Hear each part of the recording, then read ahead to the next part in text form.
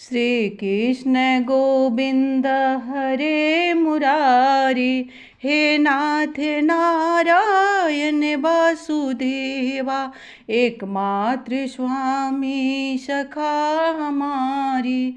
हे नाथ नारायण वासुदेवा, माता पिता गुरु सखा हमारे।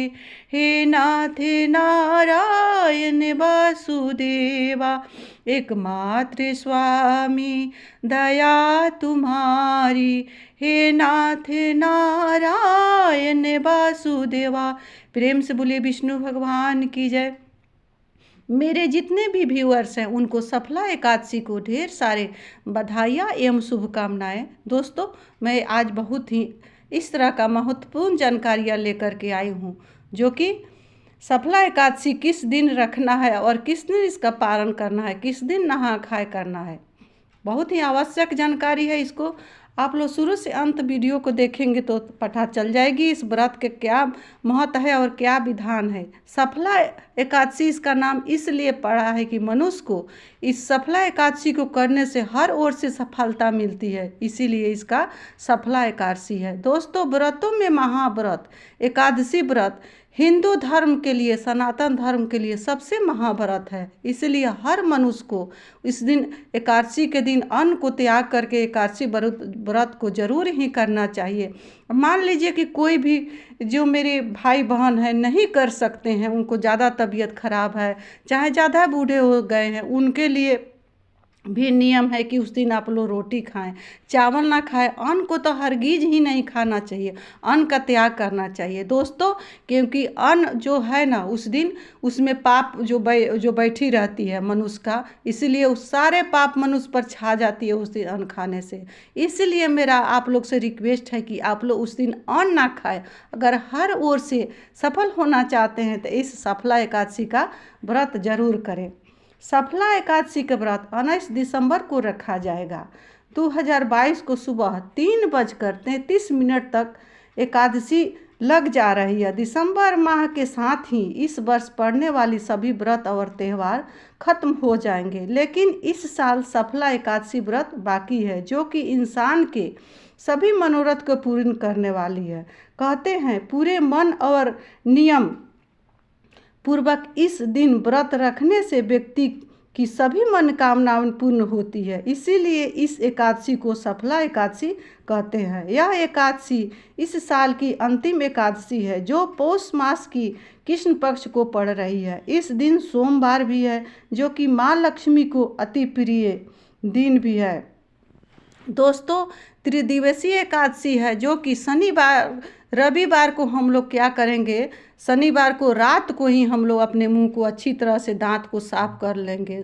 सुबह में रविवार को जल्दी से जगेंगे और आम का दातुन से हम लोग मुंह को साफ करेंगे, धोएंगे और अपने बाल को अच्छी तरह से धो करके नहा लेंगे और विष्णु भगवान से नहा खाए करेंगे और प्रार्थना करेंगे कि आज 10वीं तिथि में आपका व्रत का संकल्प ले रही हूँ। और उस दिन निरामिष खाना अपने किचन में हो सके तो लहसुन प्याज को आप लोग त्याग देंगे, उस दिन निरामिष खाना ही बनाएंगे। उसके बाद में शाम के समय में आप लोग हो सके तो 5 बजे के बाद भोजन ना करेंगे, क्योंकि ज़्यादा रात को हम लोग भोजन करते हैं तो सुबह में अच्छे से पच नहीं पाती है, और रात को हम लोग फिर से ब्रश कर से मुंह को अच्छी से अपने दांत को साफ कर लेंगे। सोमवार को सुबह जल्दी उठेंगे और उठ करके बेड पर ही संकल्प लेंगे कि हे विष्णु भगवान, अपना नाम और गोत्र बोल करके कि मैं आज आपका व्रत रखी हूँ, मेरे इस व्रत को सफल करना और मुझको हर ओर से सफलता प्रदान करना, इस तरह से कहेंगे। और उस दिन अपने व्रत को रखेंगे, जल्दी से सूर्य भगवान को जल देंगे, विष्णु भगवान के फल फूल से उस दिन तिल से विष्णु भगवान को पूजा करेंगे, हवन करेंगे और घी का दीपक जलाएंगे। और उस दिन से अपने व्रत का संकल्प लेंगे और अपने व्रत को सोमवार को रखेंगे और मंगलवार को इस व्रत को खोलेंगे। दोस्तों सुबह में उठेंगे, नहा धोवा करके फिर उसी तरह से विष्णु भगवान को पूजा करेंगे, सूरज भगवान को जल देंगे और 8:05 पर से लेकर के 9:18 तक इस व्रत का पारना है। इसी के बीच में हम लोग को पारना कर लेना है, इसीलिए आप लोग उसी बीच में पारना कर लेंगे। दोस्तों ज़्यादा ना देर करते हुए अब मैं आप लोग को सेवा में व्रत कथा लेकर के आई हूँ, जो कि सफला एकादशी का है। दोस्तों ये मेरा जो कथा अच्छा लगेगा तो मेरे इस वीडियो को आप लोग लाइक करिएगा, शेयर करिएगा और चैनल को सब्सक्राइब करिएगा।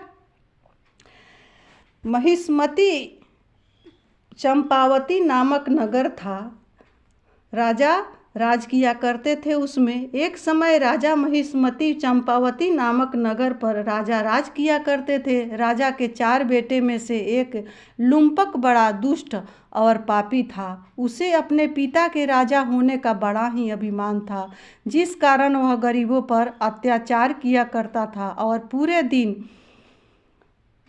भोग विलास में डूबा रहता था। राजा ने उसे उसकी इस हरकत से दुखी होकर उसे राज से निकाल दिया। धन के लिए उसने राहगीरों से लूटपाट करना शुरू कर दिया। एक दिन चलते चलते एक झोपड़ी में जा पहुंचा। वह एक साधु की कुटिया थी और जिस दिन पहुंचा उस दिन सफला एकादशी थी। कुटिया में रहने वाले महात्मा बड़े ही ओजस्वी थे। उन्होंने राजा का लड़के को सत्कार करते हुए भोजन दिया। यह देख उसके लड़के को आत्मग्लानि महसूस हुई और उसी क्षण अपने आप को बदलने को ठान लिया। वह साधु के आगे नतमस्तक हो गया और उन्हें अपना गुरु बना लिया। महात्मा जी ने उसे एकादशी के व्रत की महिमा बताते हुए व्रत रखने को कहा। जब वह पूरी तरह आदर्श इंसान बन गया तो साधु ने उसके सामने असली रूप को भी दिखाया, जो कि उसके पिता ही थे। राजा ने उसे राजकाज सौंप दिया और एक आदर्श राजा की तरह उसने अपने प्रजा की देख रेख की, साथ ही आजीवन सफला एकादशी का व्रत रखने लगा। इस व्रत के प्रभाव से वह राजा दीर्घ काल तक राज किया, अपने राज में दीर्घायु रहा और हर ओर से सफल हुआ। अंतवास में वह वैकुंठ को चला गया। दोस्तों यही है सफला एकादशी। जो मन क्रम वचन से इस व्रत को रखते हैं और कथा को सुनते हैं उनको हर ओर से सफलता मिलती है। प्रेम से बोलिए विष्णु भगवान की जय, बाके बिहारी लाल की जय, राधा रानी सरकार की।